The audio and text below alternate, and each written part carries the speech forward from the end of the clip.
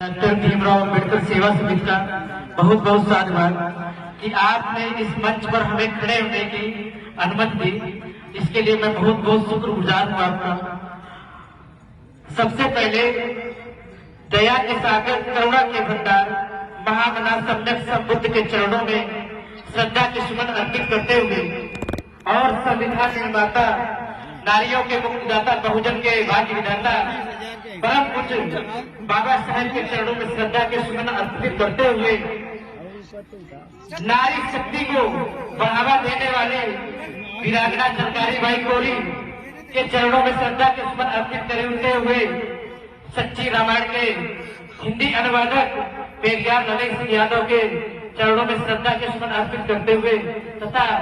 बहुजन समाज में अनेकों जन्मे महापुरुषों के चरणों में श्रद्धा सुमन अर्पित करते हुए और यहाँ पर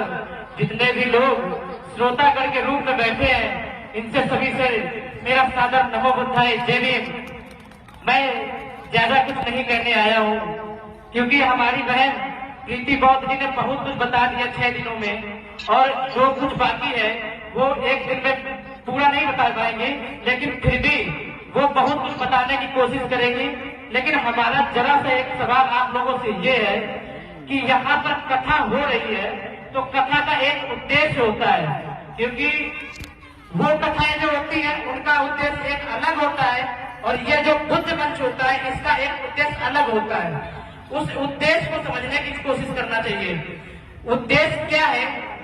कि हम, जैसे बहन ने बताया, इन महापुरुषों के बारे में बताया और जितने भी यहाँ पर महापुरुष हुए हैं उनके बारे में बताया,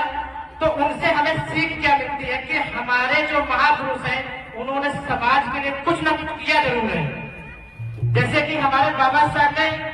3 मूल मंत्र दिए थे। इनको बताने को लोग कहते हैं कि शिक्षित बनो, संगठित रहो, संघर्ष करो, लेकिन इसको ट्रांसलेट कर दिया गया है। इसका जो वास्तविक रूप है वो है शिक्षित करो, क्योंकि शिक्षित बनने के लिए केवल इंसान अपने आप को शिक्षित करता है, लेकिन शिक्षित करने के लिए सबसे पहले वो अपने आप को पढ़ेगा, अपने आप को पढ़ाएगा, इसके बाद में शिक्षित दूसरे को